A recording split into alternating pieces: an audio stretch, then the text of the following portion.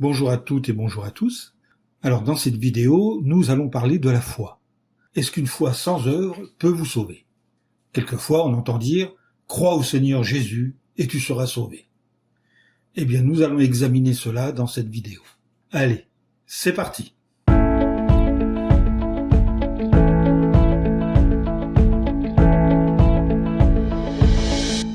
Alors oui, comme on l'a dit en préambule, on peut se demander si quelqu'un qui dit avoir la foi, mais qu'il n'a pas d'œuvre qui accompagne cette foi, si cette foi peut le sauver. Alors, posons le cadre avec le texte que l'on trouve dans la lettre de Paul à Tite, au chapitre 3 et au verset 8.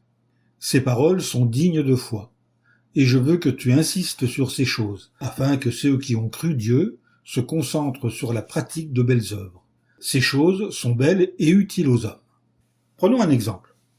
Si dans votre assemblée, vous avez des frères et des sœurs qui n'ont pas de vêtements et de quoi manger chaque jour, si vous leur dites « rentre tranquillement chez toi, reste au chaud et fais un bon repas », mais que vous ne leur donnez pas ce dont ils ont besoin, à quoi cela sert-il? Eh bien c'est pareil pour la foi. Une foi qui ne produit pas d'œuvre est morte. Lisons dans l'évangile de Matthieu, le chapitre 7, le verset 21. Ce ne sont pas tous ceux qui me disent « Seigneur, Seigneur » qui entreront dans le royaume des cieux, mais seulement celui qui fait la volonté de mon Père, qui est au ciel. Certains disent « Moi j'ai la foi » et d'autres déclarent « Moi j'ai les œuvres ». Mais il est possible de faire des œuvres sans la foi. Par contre, il est impossible d'avoir la foi sans les œuvres. La foi sans les œuvres n'existe pas. Il est impossible de montrer sa foi sans les œuvres. Par contre, il est possible de montrer sa foi par ses œuvres. Alors on pourrait penser que croire que Dieu existe suffit. Bon, c'est une bonne chose de croire en Dieu. Mais les démons aussi y croient. Cependant, eux, ils tremblent de peur. Lisons dans l'évangile de Luc, le chapitre 4, les versets 33 et 34. Dans la synagogue, il y avait un homme possédé par un esprit impur, un démon. Il cria très fort. « Ah ! Qu'avons-nous à faire avec toi, Jésus le Nazaréen? Es-tu venu pour nous détruire? Je sais très bien qui tu es, le Saint de Dieu. » Alors, voulez-vous des preuves que la foi sans les œuvres est morte et inutile? Rappelez-vous Abraham. Est-ce qu'il n'a pas été déclaré juste grâce à des œuvres, après qu'il eut tenté d'offrir son fils Isaac en sacrifice à Dieu?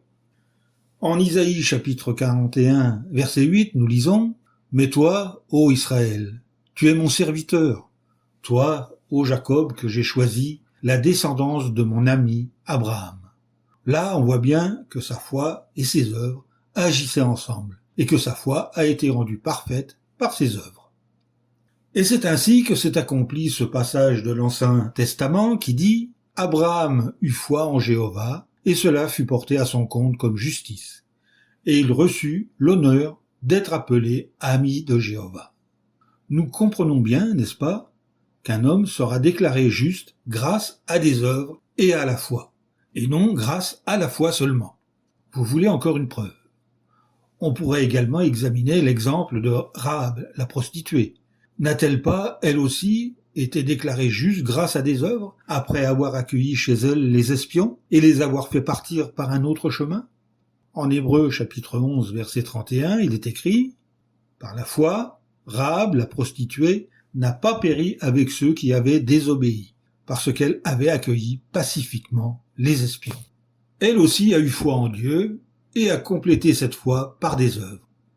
Et oui, tout comme le corps sans esprit est mort, eh bien la foi sans œuvre est morte. » Eh bien, cette petite explication est maintenant terminée, et je vous donne rendez-vous pour une nouvelle vidéo qui traitera d'un nouveau sujet.